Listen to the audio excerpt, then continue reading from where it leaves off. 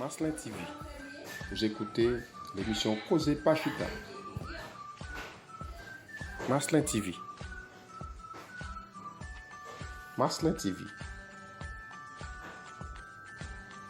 Causez Pachita. Chers internautes de Maslin TV, bonjour. Bienvenue sur votre chaîne de prédilection, Maslin TV, comme je vous ai bien dit. Alors, aujourd'hui, nous allons aborder la facette 3 de notre sujet et les pères de la mafia et les fraudes électorales en Amérique. Et cette facette 4 va traiter exactement, ou du moins va répondre à la question d'où viennent les gangs de rue. On a effectué bon nombre de recherches afin de trouver l'origine des gangs de rue. Mais jusqu'à présent, on n'a pas pu retracer à quel âge remontent exactement les premiers gangs de rue. Dès la fin du 19e siècle et au tout début du 20e siècle, des jeunes originaires de l'Europe formaient divers petits groupes qui n'avaient pas pour vision d'effectuer des actes criminels. Ils s'organisaient chacun pour se défendre contre d'autres groupes qui pourraient leur attaquer parfois pour une question de couleur. Les États-Unis assistaient à ces genres de choses en premier lieu. On retrace le premier gang purement criminel, c'est surtout quand Johnny Torrio quitta New York en 1920 pour aller s'installer à Chicago, quand il prenait le contrôle de Mob Northside. Plus tard en Californie avec le gang Clinton et 14e Street. Quelles sont exactement les sources du problème de gang de rue criminelle? À bien étudier, les problèmes sont multiples. Essayons de trouver quelques facteurs probablement qui pourraient engendrer cette pandémie sociale. Selon un article titré « Révolution industrielle, contexte, conséquences, résumé et dates clés », publié à l'internet.com, Axel Schoffer déclare que, débutant en Grande-Bretagne dès le XVIIIe siècle, la première révolution industrielle provoque de grands bouleversements économiques et sociaux. Elle apparaît dans un contexte particulier, propice au progrès, où se développe de plus en plus l'esprit capitaliste. C'est ainsi qu'en 1830, de grandes mutations économiques, techniques et sociales refaçonneront la Grande-Bretagne. Avant de s'étendre en Europe, aux États-Unis et d'Amérique également, une seconde révolution industrielle aura lieu par la suite à partir de 1896.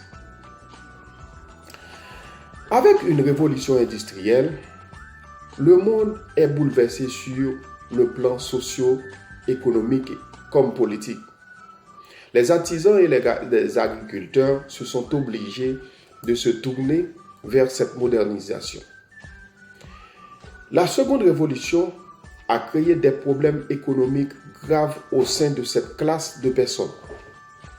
Ils passaient d'agriculteurs et artisans en des ouvriers mal rémunérés. Les adolescents issus de cette classe paysanne ont beaucoup souffert des maux qui découlent de cette nouvelle ère. Ils rejoignaient leurs parents pour supporter la recette familiale. Pour la plupart, des jeunes plongés dans le désespoir se tournent vers les détenteurs de richesses. Ils se regroupent parfois en des clans qui travaillent pour le compte d'un gangster qui leur donnait un salaire au moins acceptable. Ainsi s'adonnait-il à la prostitution, la contrebande, le crime, le vol à main armée et le viol. Ils exécutent des crimes commandités pour le compte de leur patron criminel. En 1965, on a aboli le quota avec l'adoption de la loi Althusser. Beaucoup d'immigrants d'autres continents venaient à la recherche du mieux-être en Amérique. Cette vague migratoire créait une surpopulation de l'Amérique. Le problème de classe sociale devenait monnaie courante. Le capitalisme accouche la classe des propriétaires, la classe des industriels et la classe des ouvriers, pour ne pas dire des pauvres ou des appauvris proprement dit. Les sans-abri se multiplient. D'où, en Californie, le gang 14e Street prenait une ampleur incroyable. Voyons surtout la réforme libérale du président Ronald Reagan des États-Unis d'Amérique. Avant qu'ils étaient même présidents, en 1970, qui suspendait les aides sociales, les allocations familiales. Les citoyens américains non propriétaires sont largués aux abois, sans aucun recours, sans emploi, surtout les immigrants. À partir de cette période, les gangs se multipliaient partout en Amérique. En 1959, le gang 18e Street, appelé encore gang Calle de Ocho, alors Calle 18, c'est en espagnol, constitué des Mexicains, se lançait dans le trafic de stupéfiants, du braquage, etc., de la prostitution. Cette situation impressionnait les autorités. Vous suivez l'émission Causez Pachita. Nous avons ensuite, en 1969, les Crips, les Bloods en 1972 et les MS-13 qui s'érigeaient en des dirigeants de quartiers pauvres. Ils se comportent en de petits rois de chacun des quartiers qu'ils occupent, jusqu'à ce qu'ils prennent le contrôle de plusieurs zones, surtout des zones défavorisées aux États-Unis d'Amérique. Actuellement, les États-Unis comptent 33 000 gangs répartis sur tout le territoire américain, avec un nombre de 1 400 000 membres actifs. Ce fléau poursuivait son petit bonhomme de chemin.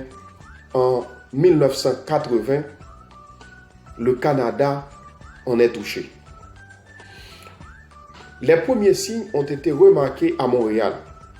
Ainsi, ont vu le jour des gangs dits gangs rouges, Bloods, créés par Beauvois, alias Master B, et vous êtes sur le gang TV. Bleu ou gang Bélanger, entre parenthèses Crips. Ils changent de nom de génération en génération. Aussi, la seconde génération rouge portait le nom de Bogart. Vous êtes sur et le bleu Maslet portait TV. le nom de CDP. Pour la troisième génération, les Bogards changent en Outlaws et le CDP change en Crips. En 1990, ils commencent par se rivaliser à la manière mexicaine. Tout cela se fait pour dire que les gangs s'évoluent, et surtout les gangs criminels, à partir de la révolution industrielle, surtout la seconde partie, ou du moins la seconde révolution industrielle. Parce qu'à partir de ce moment, puisque les pauvres sont devenus plus pauvres, et on vient maintenant avec la classe industrielle qui regroupe les hommes les plus riches et les pauvres sont dans une situation drôle, ils ne pouvaient pas obtenir de l'argent.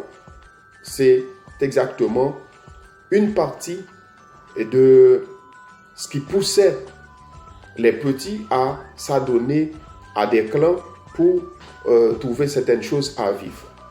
Ainsi, nous restons là.